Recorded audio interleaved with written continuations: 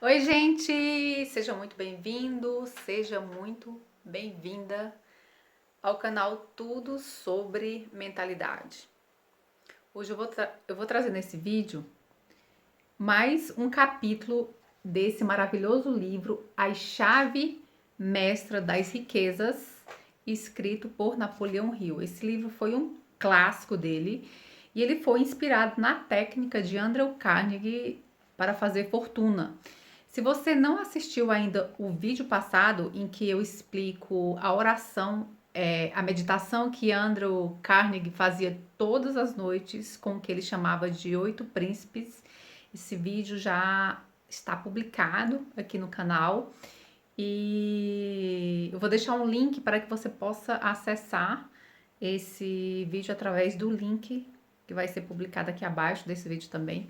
E antes que a gente comece a falar sobre essas 12 riquezas, quais seriam as 12 riquezas que o Andrew Carnegie, que foi um dos magnatas do aço, um dos homens mais ricos dos Estados Unidos, traz nesse livro, que ajudou ele a fazer a fortuna, a chegar no status de homens mais ricos dos Estados Unidos. No capítulo 2 desse livro, ele traz as 12 maiores riquezas da vida. E antes de começar a falar sobre essas 12 riquezas da vida, se inscreve aqui no canal para que você não possa perder nenhum conteúdo, porque eu vou trazer capítulo a capítulo tudo que esse livro maravilhoso, escrito por Napoleão Hill, traz, inspirado na vida de Andrew Carnegie, inspirado na técnica de Andrew Carnegie para fazer fortuna, na qual ele se tornou o homem mais rico, mais poderoso dos Estados Unidos. Vai lá, se inscreve aqui que nós vamos começar agora. O capítulo 2 desse livro, ele fala das 12 maiores riquezas da vida, segundo Andrew Carnegie. A primeira riqueza que ele traz nesse capítulo, e uma das mais importantes, é a atitude mental positiva. E ele descreve: todas as riquezas, sejam quais forem suas naturezas, começam com um estado de espírito. E um estado de espírito é a única coisa sobre a qual cada um tem direito de controle inquestionável. É altamente significativo que o Criador não tenha dado ao homem controle sobre coisa alguma, a não ser sobre os próprios pensamentos. Temos o privilégio de ajustá-los ao padrão da nossa escolha. A atitude mental é importante porque converte o cérebro num imã que atrai aquilo que corresponde aos nossos pensamentos, objetivos e propósitos dominantes. Ele atrai também o que corresponde aos nossos medos, aborrecimentos, preocupações e dúvidas. Uma atitude mental positiva é o ponto de partida de todas as riquezas, sejam elas de ordem material ou espiritual. Ela atrai as riquezas da verdadeira amizade, as riquezas que encontramos na esperança de uma realização futura. Ela fornece as riquezas que podemos encontrar na natureza, como as que existem nas noites enluaradas, nas estrelas que pontilham o céu, nas belas paisagens e nos horizontes longínquos.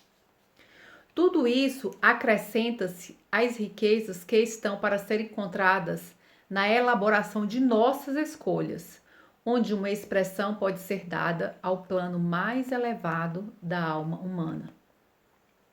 E as riquezas da harmonia no relacionamento dentro de um lar, onde todos os membros de uma família trabalham juntos, imbuídos em um espírito de cooperação amistosa. E as riquezas de uma saúde física vigorosa, que é o tesouro daqueles que já aprenderam a equilibrar o trabalho e a diversão, a devoção com amor, e que possuem a sabedoria que consiste em comer para viver e não viver para comer.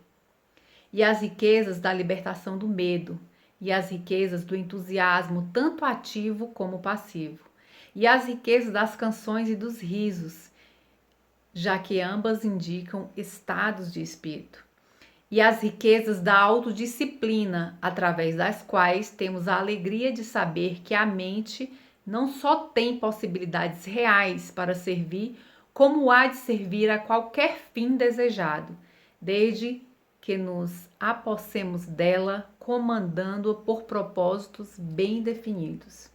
E as riquezas dos jogos de diversão, por meio dos quais podemos suavizar os pesados encargos da vida, tornando-nos crianças novamente.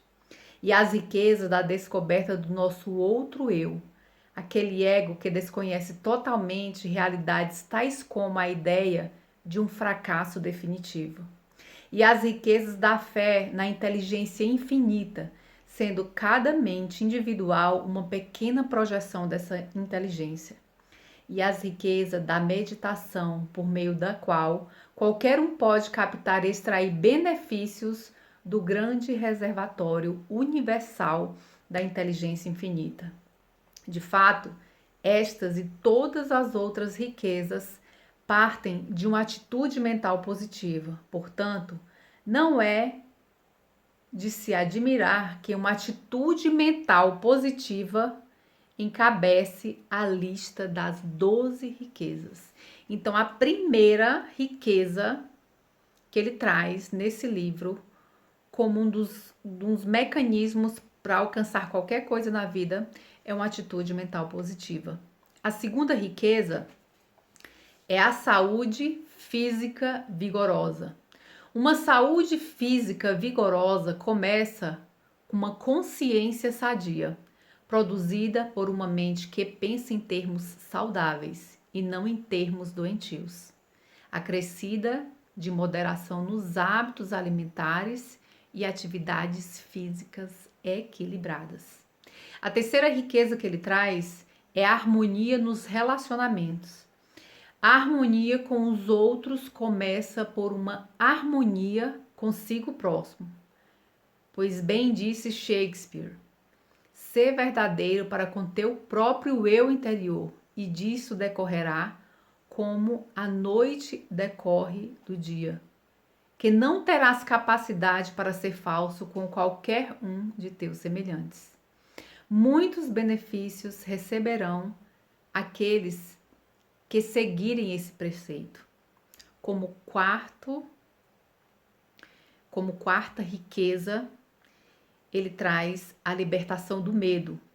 O homem que teme, seja o que for, não é um homem livre. O medo é um arauto do mal, e onde quer que ele apareça, podemos detectar uma causa que tem de ser eliminada para que este mesmo homem possa tornar-se rico no sentido pleno do termo. Os 7 temores que aparecem com maior frequência nas mentes dos homens são o medo da pobreza, o medo da crítica, o medo de uma saúde precária, o medo da falta de amor, o medo da perda da liberdade, o medo da velhice e o medo da morte.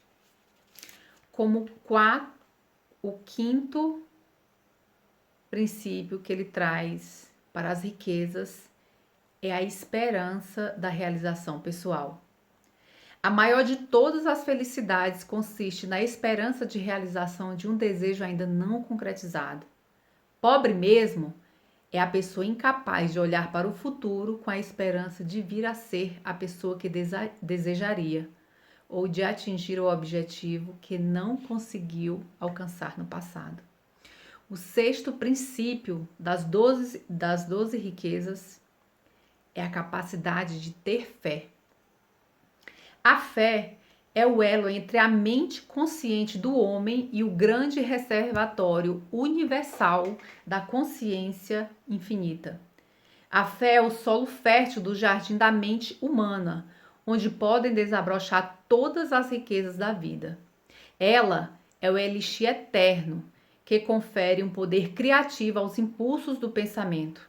A fé é a base dos chamados milagres e de muitos mistérios que não podem ser explicados pela lógica ou pela ciência. A fé é uma substância química espiritual. Quando misturada com a oração, provoca uma ligação direta e imediata do ser humano com a inteligência infinita.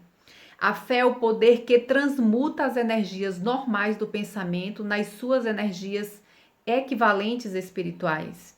Além disso, é o único poder através do qual a força cósmica da inteligência infinita pode ser adaptada às finalidades e necessidades humanas. O sétimo princípio das 12 riquezas é disponibilidade para compartilhar nossas dádivas. Aquele que não aprendeu a arte abençoada do compartilhar não descobriu a verdadeira felicidade, pois a felicidade somente surge do compartilhamento. Todas as riquezas podem ser multiplicadas pelo simples ato de dividi-las, sempre que elas possam servir aos outros. O espaço que ocupamos nos corações dos nossos semelhantes é determinado precisamente pela nossa disponibilidade em partilhar e dividir com os outros nossas dádivas pessoais. As riquezas que não são compartilhadas, sejam materiais ou espirituais, secam e morrem tal como a rosa arrancada de uma roseira, pois, de acordo com uma das primeiras leis da natureza, a passividade e a falta de uso conduzem à decadência e à morte. Esta lei se aplica aos bens materiais dos homens, assim como às células vivas de todos os corpos físicos. O oitavo princípio das riquezas, das 12 riquezas, segundo Andrew Carnegie, é um amor de trabalho. Não há homem mais rico do que aquele que encontrou um trabalho de amor e está engajado seriamente em executá-lo, pois o trabalho é a mais alta forma de expressão humana do desejo. O trabalho é a ligação entre a demanda e o suprimento de todas as necessidades humanas. É o precursor de todo o progresso, o meio através do qual a imaginação do homem ganha asas da ação. E todo o trabalho de amor é santificado, porque traz a alegria da autoexpressão para aquele que o realiza. A nono princípio das 12 riquezas é mente aberta. A tolerância, que está entre os mais elevados atributos da cultura, só é encontrada nas pessoas que mantêm sua mente aberta para todos os assuntos, em todas as ocasiões. E somente o homem que possui mente aberta está preparado para tirar proveito pessoal das maiores riquezas da vida. O 10º princípio das 12 riquezas é a autodisciplina. O homem que não é um mestre de si mesmo jamais poderá tornar-se mestre de coisa alguma. Aquele que é mestre de si mesmo pode tornar-se o mestre do seu destino terreno, mestre do seu destino, capitão da sua alma. E a mais elevada forma de autodisciplina consiste na expressão da humildade do coração. Quando chegamos a alcançar riquezas ou somos apanhados de surpresa pelo que é chamado corriqueiramente de sucesso. O 11º princípio das 12 riquezas é a capacidade de compreender as pessoas. O homem que possui a riqueza de compreender as pessoas reconhece que todas as pessoas são basicamente semelhantes, na medida mesma em que se desenvolve a partir do mesmo tronco humano. Reconhece também que todas as atividades humanas têm como fonte de inspiração um ou mais dos 9 motivos básicos da vida, que são a emoção do amor, a emoção do sexo, o desejo de lucros materiais, o desejo de autoconservação, o desejo de liberdade física e mental, o desejo de autoexpressão, o desejo de perpetuação da vida após a morte, a emoção da raiva e a emoção do medo. E o homem que quer compreender os outros deve obrigatoriamente compreender a si mesmo. A capacidade de compreender os outros alimenta muitas das causas mais comuns de atrito entre os homens. Este é o fundamento de toda amizade. É a base da harmonia e da cooperação entre os homens. É o fundamento mais importante de toda a liderança, que existe uma cooperação amistosa. E alguns acreditam que esta é uma abertura importante para a compreensão do Criador de todas as coisas. O 12º e último princípio das 12 riquezas apontadas para o Andrew Carnegie, que levaram ele a ser um dos homens mais importantes dos Estados Unidos, e a segurança econômica. A última, mas nem por isso menos importante, é a parcela palpável das 12 riquezas. A segurança econômica não ocorre somente pela posse de dinheiro, ela é alcançada pelo serviço que prestamos, pois um serviço proveitoso pode ser convertido em todas as formas das necessidades humanas, com ou sem o uso do dinheiro. O indivíduo milionário tem segurança econômica, não porque controla uma grande fortuna em dinheiro, mas por outra razão melhor. Ele fornece empregos lucrativos para homens e mulheres e, através desses empregos, produzem bens e serviços de grande valor, atingindo um grande número de pessoas. O serviço que ele presta atraiu o dinheiro que ele controla, e é desta maneira que toda a segurança econômica duradoura deve obrigatoriamente ser alcançada. Logo adiante, falarei dos princípios pelos quais tanto o dinheiro como todas as outras formas de riquezas podem ser obtidos. Mas, em primeiro lugar, você tem que estar preparado para aplicar esses princípios. Sua mente terá de estar condicionada para aceitar as riquezas, do mesmo modo que o solo da terra tem de estar preparado para colher as sementes. Quando estamos preparados para receber uma coisa, ela aparece inevitavelmente. Isso não significa que aquilo que necessitamos vai aparecer sem causa, pois existe uma grande diferença entre nossas necessidades e nosso estado de prontidão para receber algo. Não fazer essa distinção é perder o mais importante benefício que me forçarei para oferecer. Portanto, para receber as riquezas que você deseja, seja paciente e deixe-me conduzi-lo a esse estado de prontidão. Terei de seguir meu próprio rumo. Meu caminho parecerá a princípio algo estranho para você, mas isso não deve desencorajá-lo, pois todas as ideias novas sempre parecem estranhas. Existe uma lei que chama Lei da Compensação. A lei da eterna compensação, ela garante isso. Minha compensação pode não vir diretamente de você, que se apropriou da minha filosofia, mas é certo que ela virá de uma forma ou de outra, pois isso faz parte do grande plano cósmico, segundo o qual ninguém presta um serviço proveitoso sem que receba uma justa compensação. Não adquiri minhas riquezas sem a ajuda de muitos. Tenho observado que todos aqueles que adquiriram riquezas duradouras subiram pela escada da opulência com duas mãos abertas e estendidas. Uma delas estendida para o alto, no sentido de receber a ajuda de outros que haviam alcançado o topo, e a outra estendida para baixo, no sentido de ajudar aqueles que estavam subindo. E permita-me adverti-lo. Você que vai na direção da riqueza, de que você também deve seguir com as suas mãos estendidas, para dar e para receber. Para receber, primeiro devemos dar. Trouxe estas mensagens aos leitores de modo que eu possa dar.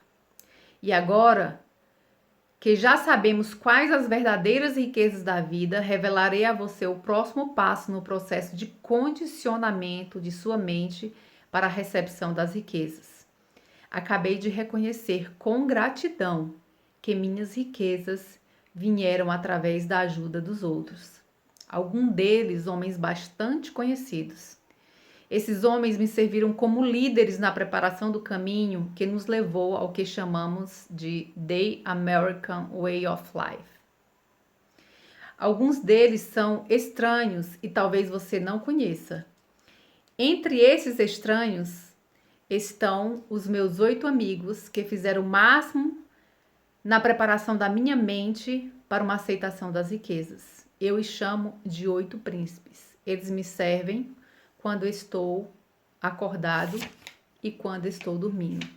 Esses 8 príncipes, eu já falei sobre ele em um outro vídeo passado. Eu vou deixar aqui embaixo o link desse vídeo, onde ele fala sobre esses 8 príncipes e como esses 8 príncipes fortaleceram a mente dele para receber todas essas riquezas, que era um contato diário que ele tinha com esses 8 príncipes, que ele chamava de 8 príncipes, como uma oração de agradecimento, uma conexão, uma meditação com eles.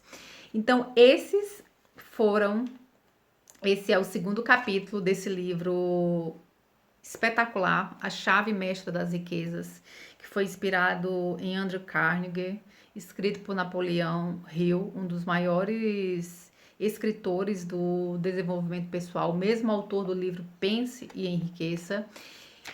E para não perder nenhum outro vídeo, se inscreve aqui no canal, que 2 vezes por semana eu estou postando vídeos aqui às terças-feiras e às quintas-feiras.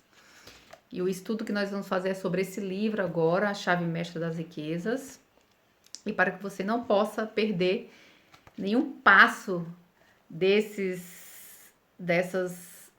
princípios que levaram o Andrew Carnegie a ser um dos homens mais ricos dos Estados Unidos, escreve aqui. Não esqueça, se você gostou desse vídeo, dá o seu joinha, faz o teu comentário aqui. Nós vemos no próximo vídeo, no próximo capítulo do livro A Chave Mestra das Riquezas. Até o próximo vídeo e tchau, tchau!